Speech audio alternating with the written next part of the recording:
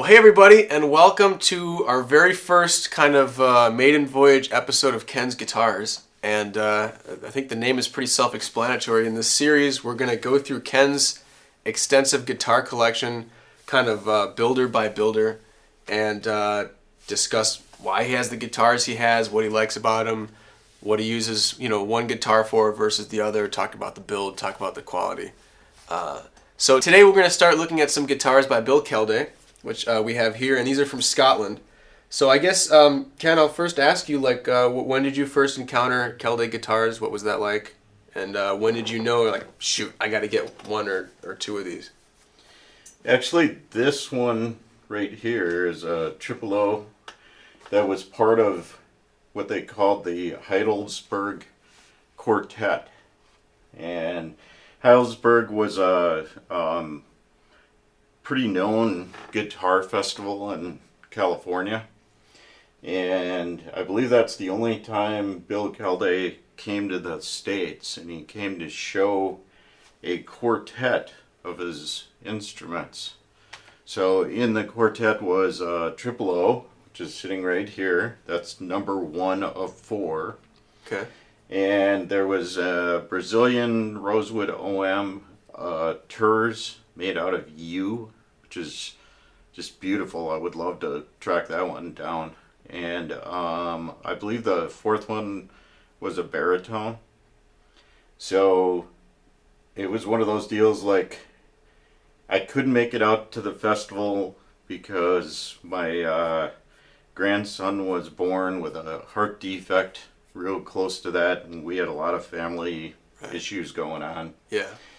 But I had seen photos of the quartet, and I had seen actually Tony McManus playing one of these, and I just thought, man, if I ever get a chance to buy that, that's the one I want right there. I looked at this triple O, and of course never, always looked around, looked in the forums and stuff, and but never saw it for sale. And one day I was looking at the acoustic guitar forum, and somebody said something about Kelday triple O for sale. So I went and I looked up the listing, and it was in Milwaukee at a shop that was owned by a friend of mine. They had really no idea what it was. They knew it was good, but when I called them, they were like, really? You're going to come all the way down here and look at this thing? And they kind of knew something was up. So I got down there. You should have gone in with a disguise, probably. Yeah, I got down there, and it was the guitar. It was the number 1. It's 1 of 4. This is the actual of the 4, or just the same model as the No, this is the actual. It's the actual instrument. One. Wow. Yeah. So this guitar is made out of cocobolo with a center strip of Brazilian rosewood. The bridge is Brazilian. The head plate and the back plate are Brazilian. Really nice machine heads. So yeah, it was one of those deals. I sat down, I played it for a half hour, and the person I was with said, "You've got to buy this. It's the best guitar I've ever heard in my life." All the guys from the store were standing there going, "You got to buy this," Yeah. So, so I bought it, and it was every bit as good as I thought it would always be. Maybe better. I think it's one of those guitars that makes me a better player because it challenges me. Yeah, so that is a good lesson for all you guitar players out there. The better the guitar you have, the better a guitar player you are. So come down to Paramount Guitars. Yeah, come down. If you're having trouble with your guitar playing, it's definitely because you just don't have an expensive enough guitar. So make sure you fix that ASAP. Well, there's a lot of truth in that. I mean, sure. I was serious. I mean, there's certain instruments that challenge me to the point where I want to be better. Right. Or and they just bring something out of you. One of them. Yeah, absolutely. So I will be doing a completely live fingerstyle record in June, and That's going to be recorded and videotaped in a church, and I will be using this for some of the tracks, at least. Yeah. Listen to that.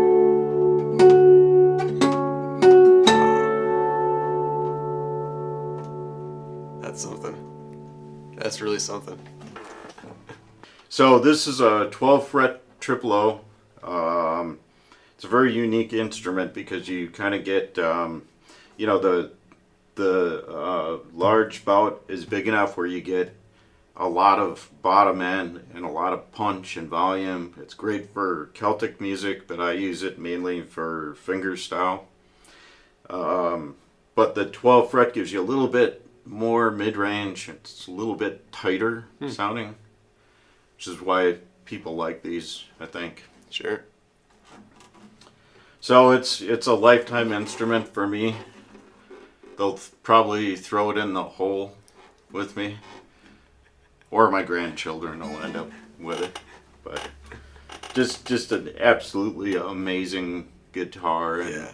I got in touch with Bill Kelday in Scotland and told him I had it and stuff. And Yeah. you know, I noticed, like, you know, a lot of guitars, you look at them for maybe a couple seconds, you can kind of get a good sense of, like, oh, that's a nice guitar. But as I examine this more, there's just all these little details that start popping out to me, you know, along the edges and then, you know, yeah, the sound hole. Scottish crest. Beautiful, yeah.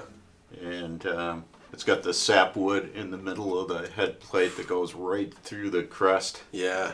It's fantastic. Just gorgeous. Yeah. And sounds every bit as good as it looks.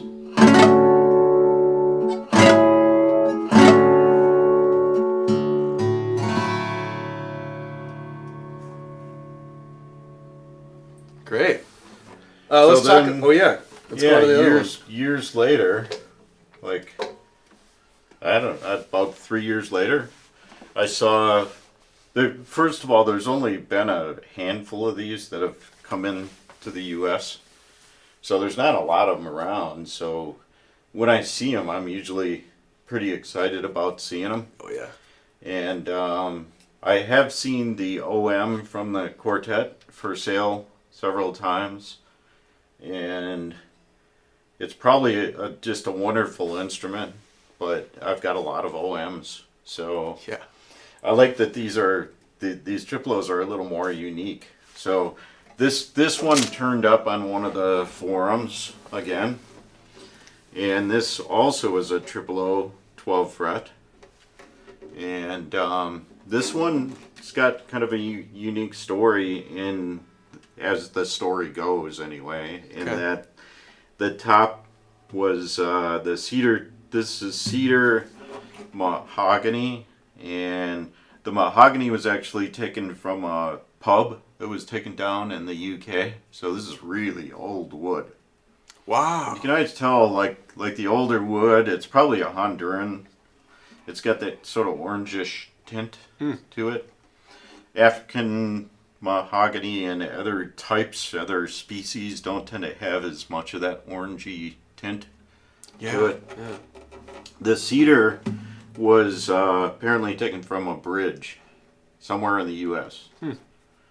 So I would prefer to know which one it was, so I know not to drive over it. But it's a big guitar-shaped hole in the middle of the bridge. yeah, no, it was a bridge that they took down, and they so it's all salvaged.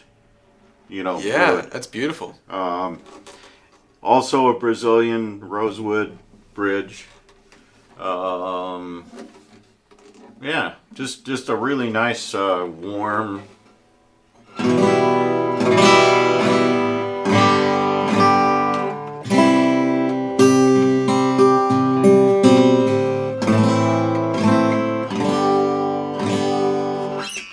Very warm, very kind of I guess the attack on it is much different than that one. That one's got a really immediate attack, and this one's really fluffy and kind of silky. Yeah, absolutely. So yeah, I was able to make a trade with a guy and get this, and really love playing this one as well.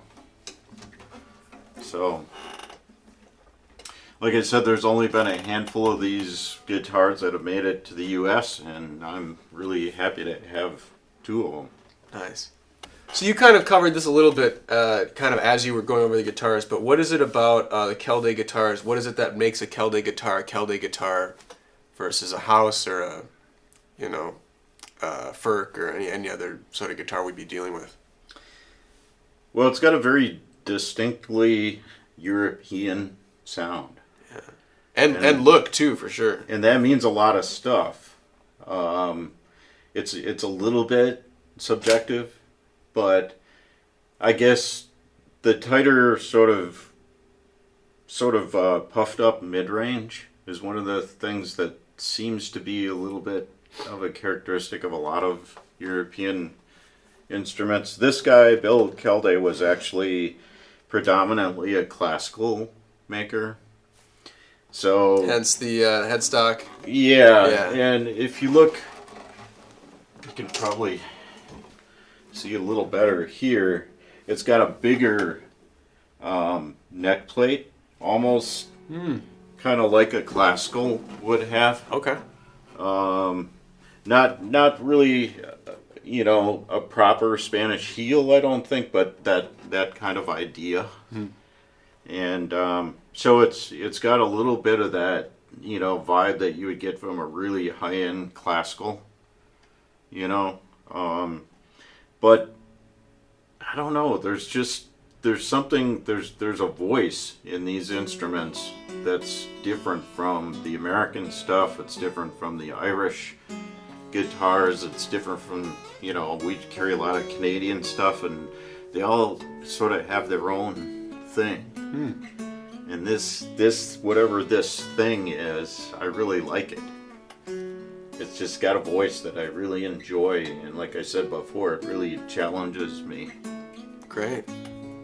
Well, that concludes our first episode, and today we talked about Kelday guitars, and in the future we're going to talk about a whole bunch of other ones. Ken, what can we expect from the next few episodes, you think? I've got a bunch of guitars by Northwood in Vancouver, McElroy, Joshua House, and a few other builders. So we'll be working through them all. Great. Well, I certainly myself am looking forward to it, and I'm sure you are too. So thank you for tuning in, and we'll see you next time.